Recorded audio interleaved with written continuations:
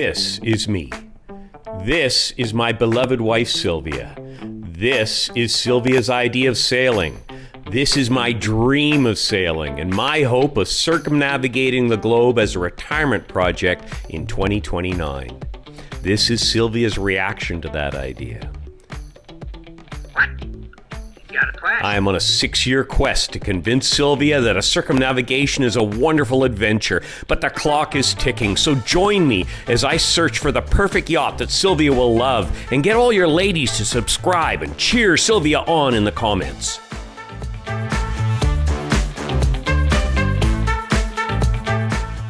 Welcome back to Naval Gazing at Camp David.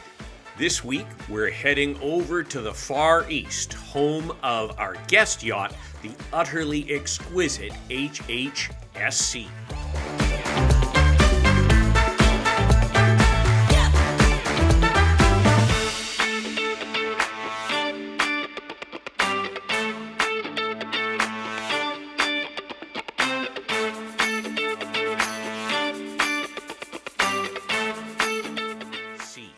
Today we will 1. Review its specifications, pricing, and layout against 3 similar new vessels. 2. Do a full tour asking, what would Sylvia say? 3. Naval gaze at a technology or innovation that just might make life aboard a little easier. 4. Have a look at the used market for 3 to 5-year-old comparables. And 5. Finally, give it a Dave score and compare the result with all our previously reviewed yachts. As always, all this fun will be sandwiched between a pairing of wine and a work of art from the same region as the guest yacht in an effort to capture the culture and people who gave birth to these wonderful vessels. Waves, wine, art, and ideas. What a civilized way to spend 30 minutes. So let's get going. From high above Vancouver, we head across to the Atlantic coast of France in La Rochelle, where we find the yards of last week's future yacht, the Fountain Peugeot New 44. From here, we carry on east all the way to China and this week's guest yacht, the HH44 SC.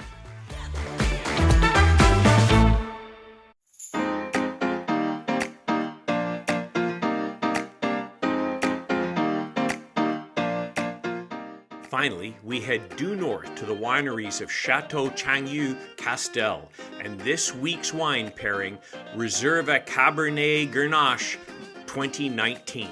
Chateau Changyu Castel traces its roots to 1892 when Jiang Bishi founded China's first modern winery in Yantai. In 2002, Changyu Pioneer partnered with France's Castile Group to build the French-style chateau that crowns its 135-hectare estate. Situated on the Shandong Peninsula, the estate benefits from a distinctively maritime climate, cool breezes and moderate temperatures courtesy of the Yellow Sea. Vineyards planted in loose, mineral-rich, well-ventilated soils produce concentrated, balanced fruit. Employing classic Bordeaux techniques, grapes undergo stainless steel fermentation before aging at least 3 years in French oak barrels, yielding wines of deep ruby color, mellow texture, and lasting fragrance. Reserva Cabernet Grenache 2019, genetically identical to Carmenere and whimsically named Cabernet Grenache Mixed Cabernet, or punningly no Cabernet at all. The 2019 Reserva earned gold 96 points at DWWA 2023. On the nose, minty cassis, blackberries, Christmas spices, tomato leaf, leather. The palate is silky, elegant, and framed by fine tannins. As we look at this boat, my goodness, what a red beauty. This is HH44 SC, hull number 6. It's a sports cruising model with the carbon dagger boards, carbon rubber rudders, and carbon longeron. The hull is 50% carbon with all epoxy resin. This is a lifetime boat.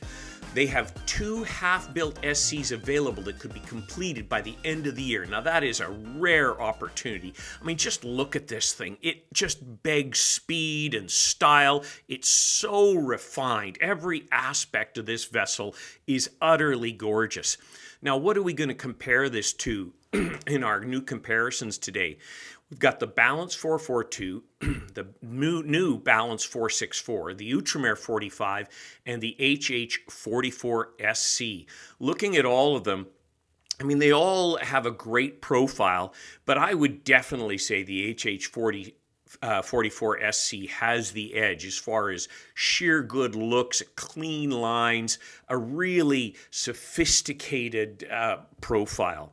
Hopping now onto the cabin top here, you can see, wow, look at the solar on that SC. It is epic. The Outremer 45, you're going to have to put your own solar on.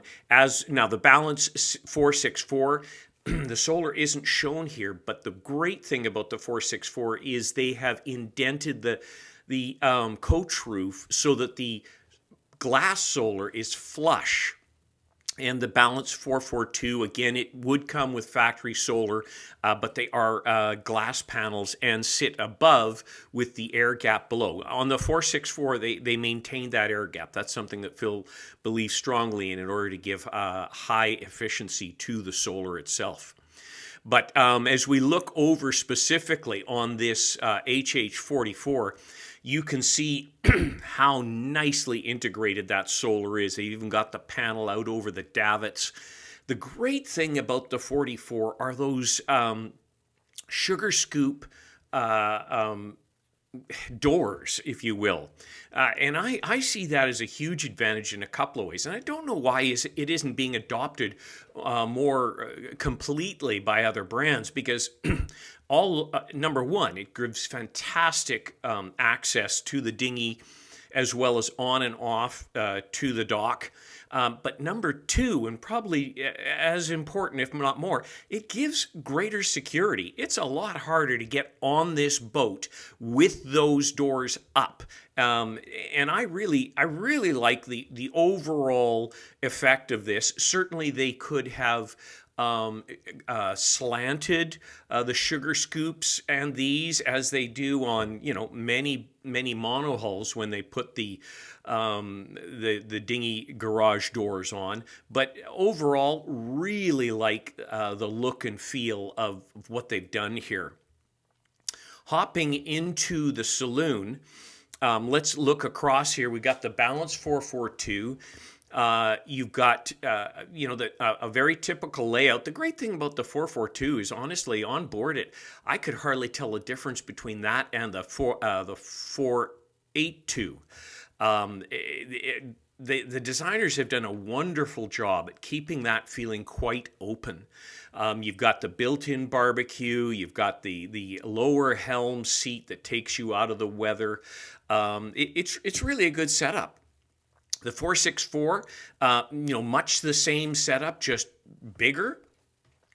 Probably, a good step up, and we'll get into the nuances of the changes to the 464 later on. But you can see, again, a great aft cockpit, built-in barbecue, forward seating, nice settee, lower helm, great looking galley where you can stabilize yourself, forward facing nav, which is extremely practical actually. If you actually sit at it, you can really see out, and of course your dining area there. The 45, the Outremer 45, classic vessel, sailing La Vagabond personified. And the aft cockpit, although very secure, feels a little constrained because it's so surrounded. Now, you can have detractors and positives for that, but that's just, my general feeling on it. Going into the saloon, it is minimalist is the way I would put it. Not ORC minimalist, but it's nicely executed, very Swedish or Swiss, something to that effect, if you know what I mean. Always beautifully executed, but quite minimalist in its execution. Of course, you can throw a lovely solar panel on those aft davits, and you do have not only the mid-bulkhead mounted helm, but you also have the lovely molded seat and the tiller on the other hull so that you can really enjoy yourself. Now, the HH44SC, let's take a closer look at this. Again, starting at the aft, you've got those wonderful drop-down aft doors, really extending your space. The one unfortunate part here is you can either have that aft settee or you can have the aft barbecue. You can't have both. Now, I would take the barbecue by a long shot. I just don't understand why every manufacturer has not integrated a barbecue into every single design. It just doesn't make sense to me. Why would I pay millions for a brand new yacht and then tack on some kind of, stainless steel barbecue on a rail somewhere? It makes no sense. But let's pretend the barbecue's there. You have a very nice cockpit.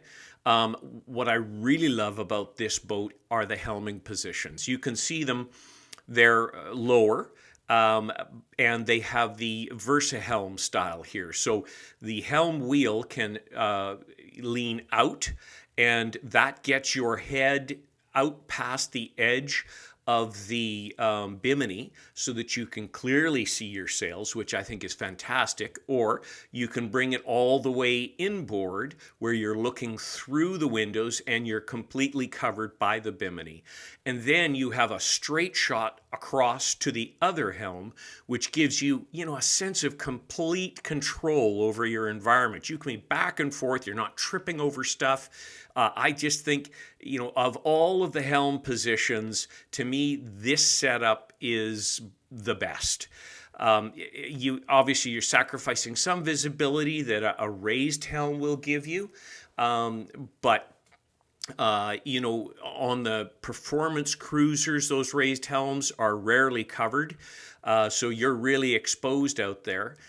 This really gives you such flexibility, easy access to all your winches right within reach, and easy access back and forth quickly. You even have a drop-down seat. You can see it there on the port side hull that allows you just to sit down and relax and do your thing there. Just a tremendous layup. Moving into the cabin, the saloon on these is so beautifully done. I was a little critical initially when I saw the first renders because they really, showed a lot of sort of the design of the winds, which was, again, very minimalistic. There was a lot of faired fiberglass there that was visible. You know me, I'm more of a traditionalist. I like the warmth of the wood grain, but wait till you see this beautiful 44SC. It will make you weep. You know how I'm wishing that somebody at ML would build a catamaran? Well, this is there. So again, everything is built in such a purposeful, stylistic, aesthetic manner within the saloon of this. Even though it's relatively a small space, it feels sophisticated. It feels purposeful. That forward-facing nav station is so much more than just a nav station. It's a true multi-function desk area. The settee and dining area, they've done the best of both worlds where, again, they've got a table that will go down and collapse into a real coffee table like FP normally does, because 99% of your eating is going to be at the giant table in the cockpit. So why clutter up the visual space and make it feel constricted in your limited space saloon? Why not make it feel more elegant? And one thing they can do is make something feel elegant. You can see very clear decks up the side, very big nets, and that carbon longeron and bowsprit just, looks absolutely fantastic. Okay, let's dive into the accommodations in the hulls. On the Balance 442, you can see it's the traditional layout, which I salute Balance for. I think their owner's layout in a performance cruiser is the best. They go with a 3-side access, a thwartship forward berth without sacrificing much at all. But it gives you that full 3-side access, so you're not crawling all over that bed. You're not doing a butt scoot, none of that nonsense. You're behaving like an adult in this lovely boat. And then as you go back, the aft head shower actually comes into its own on the 442. On the 526, it feels gargantuan, oversized. On the 442, it feels just right, as Goldilocks would say. The other side here, again, a very nice setup with the another athwartship in the bow, lots of stowage up in. That's the other thing about this athwartship forward, is the hull peaks there. You're able to turn them into walk-in closets if you want to, and trust me, Sylvia wants to. And you can see you do have a butt scoot bed in the aft here, but that's also convertible into an office setup, which again is really super. 464, same thing, just bigger. Probably just the right balance between the 482 and the 442. What else can you say? It's just an absolutely great setup for both passengers and the owner in the hull. Outremer 45, again, they've got very narrow hulls here. So you are stuck with a butt scoot bed, which, Sylvia says I can have as long as I'm the one who makes it. And I just hate the idea of crawling all over that thing. I'm a bit of an anal retentive freak, and it would drive me nuts. Over to the passenger side, again, similar scenario. You've got the butt scoot in the aft and a small double or twin in the bow. The HH44 SC. Now, one thing I'd like to comment on, the 40 Outremer, even though they got butt scoots and they're in the aft area, they always feel open and airy. More so than almost any other boat I've been on, and I honestly don't know how they do it. I can't put my finger on it. But they do a brilliant job of making that butt scoot bed feel open and airy. HH44 SC, they have a low butt scoot bed, but holy mackerel, do they have windows around this thing. It is massive windows in the aft bulkhead, beautiful window, side port hulls, really a very elegant space. They use, again, beautiful veneers. This really feels like an elegant space all the way up to that lovely head area. And again, very traditional on the passenger side as well, although you can convert that forward guest suite on the starboard hull into any number of applications, as many people are doing with the flex space. So I think that's a tremendous trend. I just wish that HH or somebody like them would do a three-sided access owner's berth. I just don't see there's any need anymore to punish ourselves crawling over a bed to make it when you're paying this much for a boat. And if the thought is, well, you just can't do it and maintain the performance, I doubt that. Let's just lay down an engineering challenge and figure it out, boys. Okay, hopping into the numbers, looking across the top line on these, it's very, very interesting. So the 442, the predecessor to the 464, it made a significant jump, almost a 50% jump, sort of a 35-point jump. Now you are getting, 2 more feet and a very different hull construction that is superior, absolutely. But they certainly have taken their entry-level price up from about $850 to about $1.2 million. Outremer 45, the most economical of the bunch, at about $750 on their entry, and then the HH44 SC is 1.1-ish.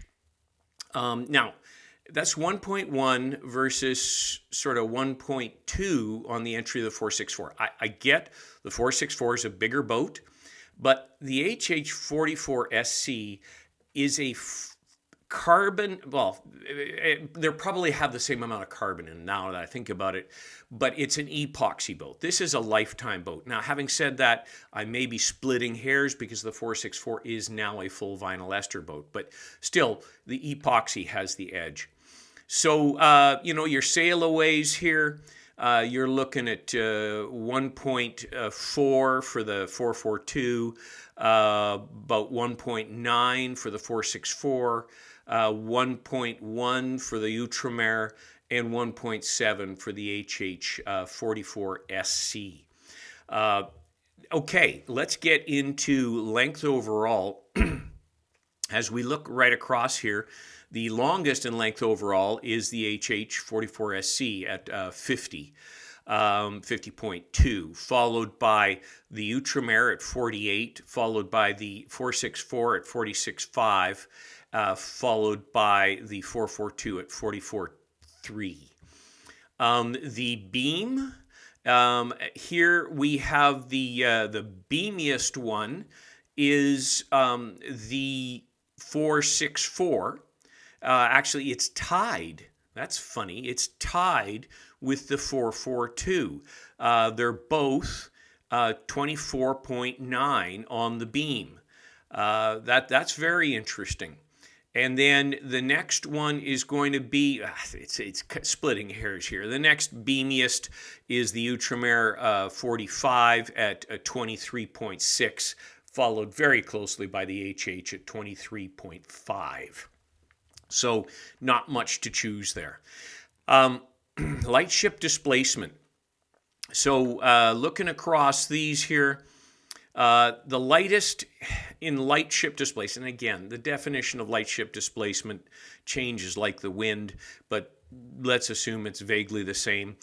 The thing that always surprises me is Outremer's lightship displacement. It's always super light, and they're not using vinyl ester. They're using a vinyl ester outer layer, foam core, and a polyester inner layer. But they get their displacement down to 8.7 tons, which is remarkable compared to all the others, which are all in and around the same weight. The HH is 10.6 ton.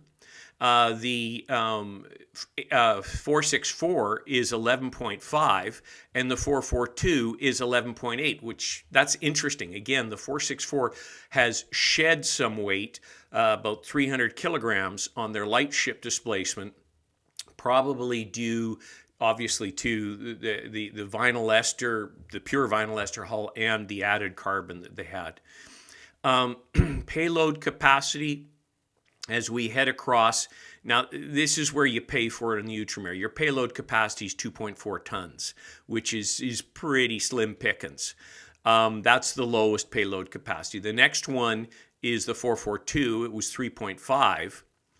The next one is the HH at 4, and here's the very interesting. The 464 has jumped a full more than 2 tons, 2.5 tons to 6,000 kilograms, or 6 tons as far as payload capacity, making it a very practical vessel. Upwind sail area, they're all in and around the same area here. The greatest upwind sail area is the Outremer 45 at 1,140 square feet. That's followed by the 442 at 1,135. And then the 464, which surprised me a bit, at 1,232. And finally, the HH at 1,048 square feet. As far as engines go, you've got twin 29s on the 442. They took it up to twin 45s on the 464, or twin 33 kilowatt using that wonderful integral system with that sort of wafer style motor in the drivetrain, which I think is absolutely brilliant.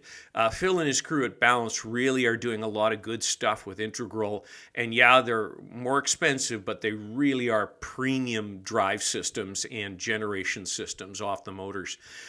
So that's very, very interesting. Outremer twin 30s, and then the HH44 is either twin 30s or twin 10 kilowatt with the hybrid system that they have, which you probably seen ad nauseum on the winds. The fuel tanks and water tanks, overall pretty similar on the two balances. They're both 800 and 700 fuel to water. And then it's the HH at 550 and 400. And finally, the Outremer at 336 and 407. We don't really have anything on the Blackwater save for Balance. Again, hats off to Balance. They have the most complete statistics of every manufacturer. 84 liters of Blackwater. Okay, getting into your areas, your space that you have to live with. Again, you should smack around your manufacturer's reps to get the manufacturers to please start including interior usable area, exterior, interior usable storage, and exterior lockers. I think that's vitally important if somebody's looking to do a project like a liveaboard on these things. They are going to be your house. Balance really does deliver on this. You can see the numbers for the 442, 464. Unfortunately, we don't have those numbers for the Outremer or the HH. And I couldn't really find a lot on fridge and freezer capacity. Of course, a lot of that is very, very configurable. Hull material. So, on top is going to be the HH. You've got epoxy infused e-glass with a whole chunk of carbon in there and a foam core. It's a lifetime hull. Next is going to be the Balance 464 e-glass with a ton of carbon reinforcement, vacuum bagged, heat-formed foam core, and pure vinyl ester. And then Outremer 45 and the previous Balance 442 are equivalent with e-glass, carbon fiber, all vacuum bagged, foam cores. You got a polyester vinyl ester outer skin and a polyester inner skin. As far as battery banks, little shy on this information. The Outremer gives you 6.3 kilowatts, and the HH in its standard configuration gives you, it's either 640 amp hours, which is ginormous, or 6.8 amp hours. So 640 amp hours, obviously the hybrid drive. Maximum factory battery capacity is the 50.4 kilowatts on the HH44, which you can run your AC, you can run, Sylvia would be happier than a pig in mud with that. Max factory solar. On the balances, it's 2.2 kilowatts, and on the HH, it's 4.1 kilowatts. It's absolutely fantastic with all that coverage. Outremer, because I'm not sure it's a factory option, it's never shown. It's up to you. On the balance, it's always ventilated glass, and on the HH, it's flexible. Okay, getting into where the rubber hits the road, let's have a quick look at this. So sail area to displacement, or indicator of power. Here the highest number wins, and it's the Outremer at 25.4. That is followed by the new 464 from Balance at 22.8. Then the HH at 21 even, and the 442 at 20.6. Next, we've got displacement to hull length, or an indicator of heaviness. Here, it's the lowest number that wins. And again, Outremer, with a pretty standard hull with the vinyl ester outer and polyester inner, they win at 96.5, and they win by quite a long shot. The next one is the HH at 119. The next is the 464 at 112. Then the HH at 119 and the 442 at 133.7. So this all boils down to the KSP number, which is indicative of a theoretical speed at 10 knots of wind. Here, the fastest is the Outremer 45 at 81%, very, very respectable. The 464, they've picked up 5 points from the previous 442 at 75%. And then the HHSC is looking at 72%. Now, again, all very theoretical. The dagger boards on the nature of the dagger boards and the 44 SC. Who knows what impact they have on this, but this is just a theoretical comparison. If you're enjoying the content, please take a minute to hit that subscribe button. Having said that, I'm never going to pay for a catamaran that will convince Sylvia to circumnavigate the globe with YouTube revenue. To that end, I hope you don't think ill of me if I seek the help of this audience to generate referrals for my company, REDUxEngineering. Redux helps 20 to 250 million tech and hard goods manufacturers in North America and Europe to reduce the cost of their parts and subassemblies by 20 to 50%, dramatically improving the health and strength of these small to medium-sized businesses. Our proprietary cost-down process combines design for manufacturing engineering inputs up front with offshore sourcing and on-site quality control across a pre-vetted network of top-quality manufacturing partners in low-cost centers globally.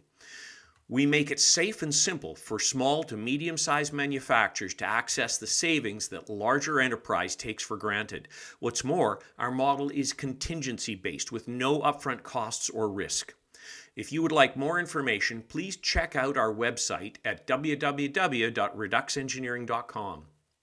If you have people in your network who own or run this kind of manufacture and would be able to introduce me, please reach out at dorton@REDUxEngineering.com.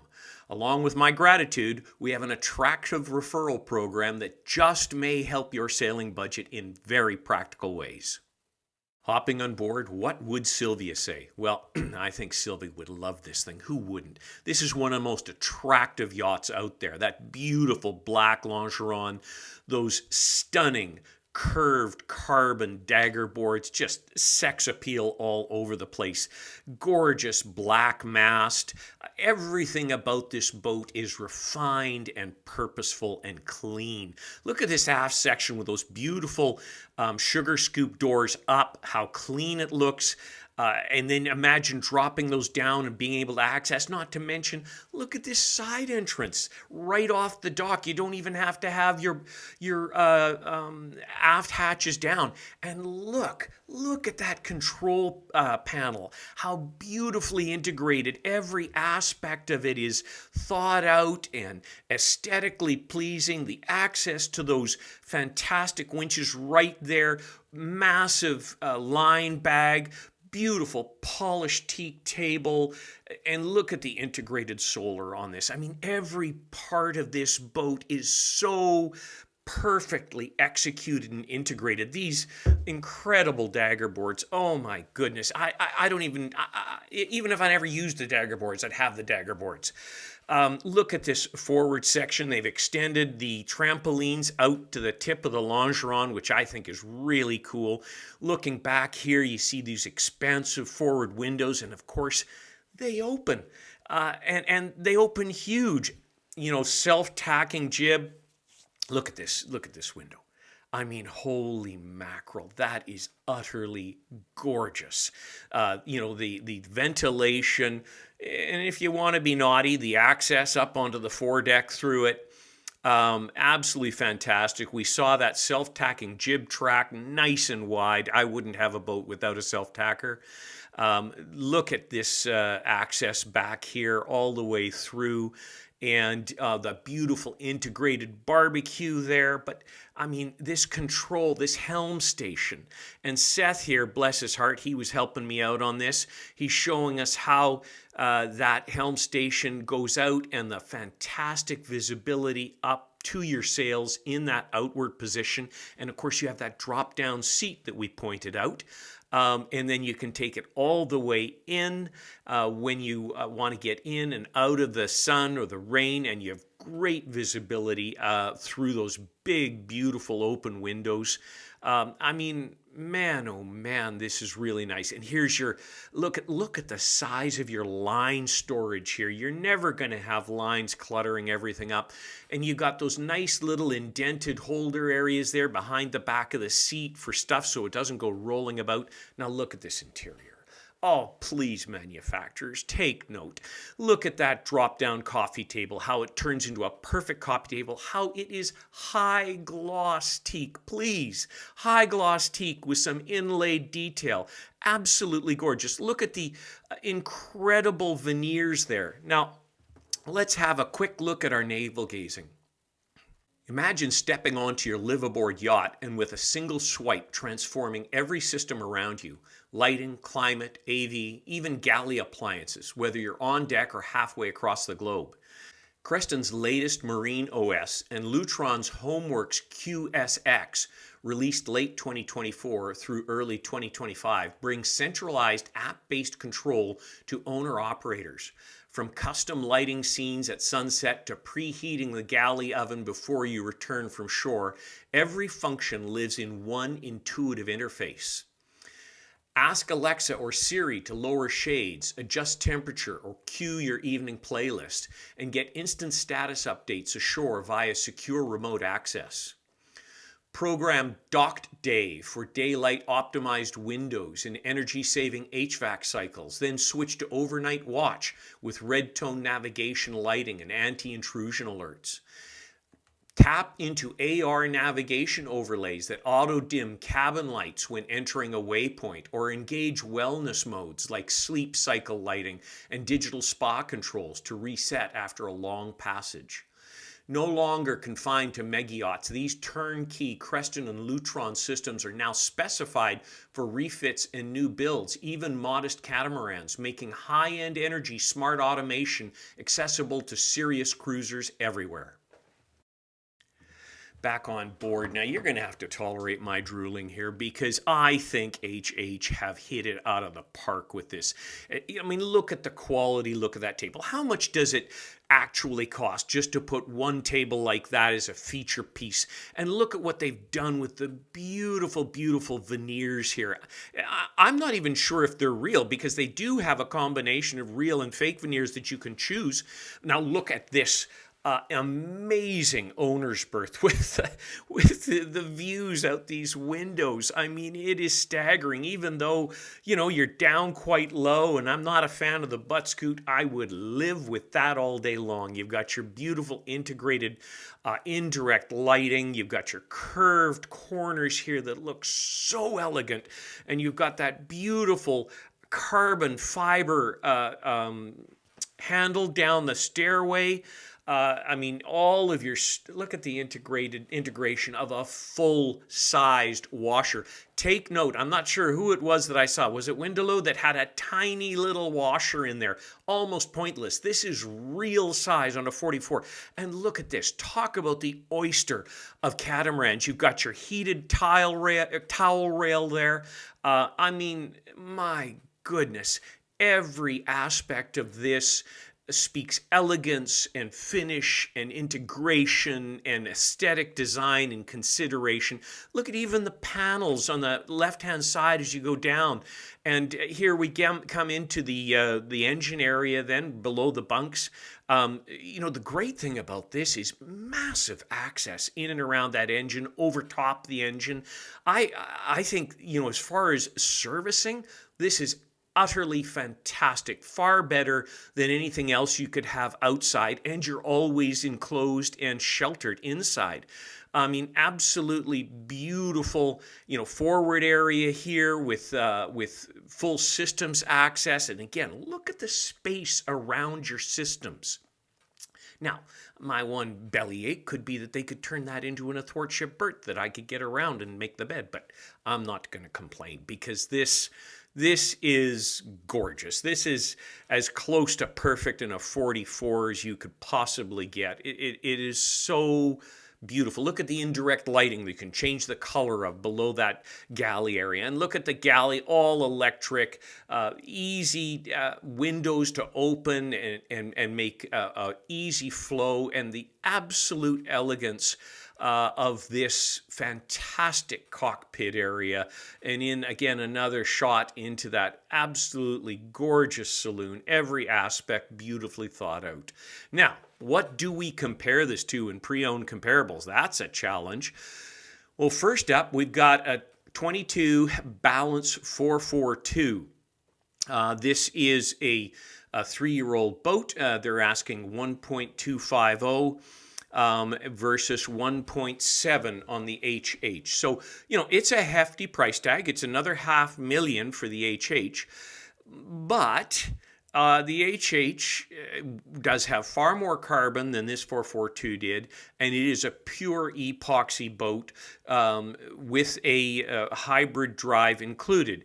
So all in all, if I had the cash, I'd go with the HH. Next up is a 23 Vision 44 ES. So little longer boat. It's 2 years old. They're asking $1 million versus $1.7 million.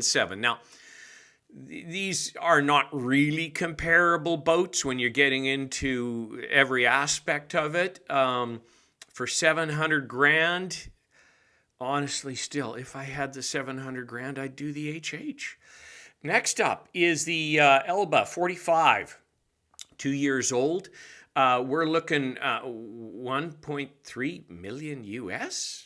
Not a hope in Hades. I'd pay the 400 grand and have my brand new HH. Thank you very much. Next up is the Outremer. We've got an 014. I had to go back older because I just couldn't find that many 45s.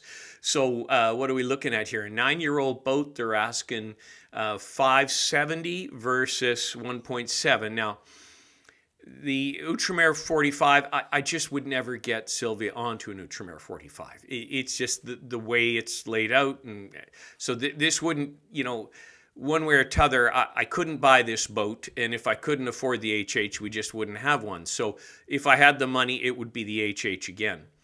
And we've got an 016 Katana. So we're looking at a 9-year-old boat. 9-year-old boat, yeah. And Katana 42, they're looking 475. Now, this is a high-quality boat. Dagger boards, vinyl ester hull, bulletproof, quite nicely executed inside. I probably could convince Sylvia onto this boat, and for $500,000 save the 1.2. This would be about the only one that I would consider. So, bravo, HH.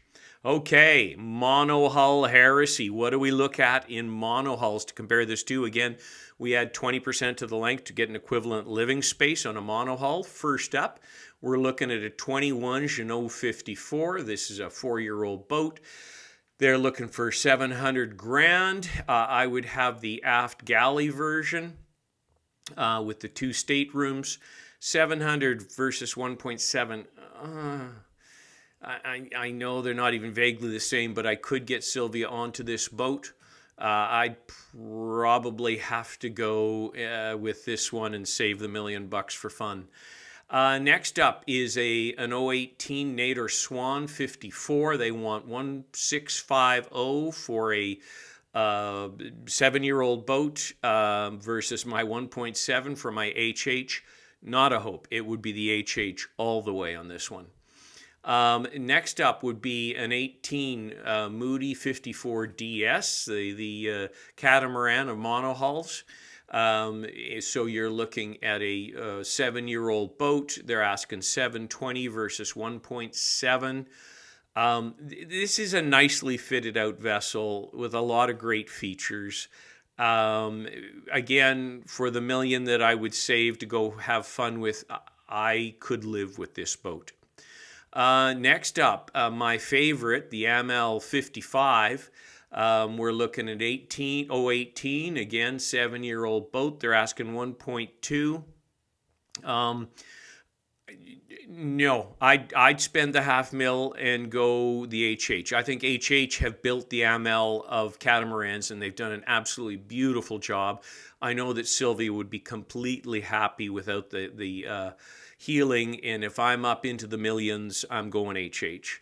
Next up is a 2020 Blue Water 56, 5-year-old boat. They're looking 1.250. Very nice boat, but again, I'm up in the millions anyways. No guts, no glory. I'll spend the $500,000 and have a very, very happy wife. So there you have it. Ironically, the HH, just because of price point, did better with a 4 out of 5 on the catamarans and hit 3 out of 5 on the monohulls. Okay, the Dave score. How did she do? Let's have a quick look now. Oh boy. Bang, there she is. I mean, that's got to be the highest score for anything under 50 feet on the list.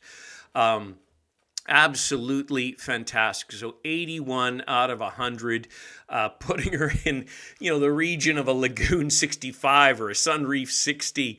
The Privilege 580, putting her within spitting distance of that. Because it's just that beautiful a vessel. They've just done such a good job on this. The only one close to it in this size category is really the Aventura 45, and that's simply because of those 3 athwartship berths, 2 of them at the same height. Obviously they're not comparable vessels, but they're attractive for different reasons. But that HH44 SE, my goodness, what a vessel. So elegance, interior, 9 out of 10, without a doubt. I mean, you saw it. Exterior, elegance, 8 out of 10. There's nothing tacked on. There is nothing kiddish about this. Everything is integrated, everything beautifully designed and aesthetic. Comfort, interior, 8 out of 10. Exterior, 8 out of 10. Quality, 9 out of 10.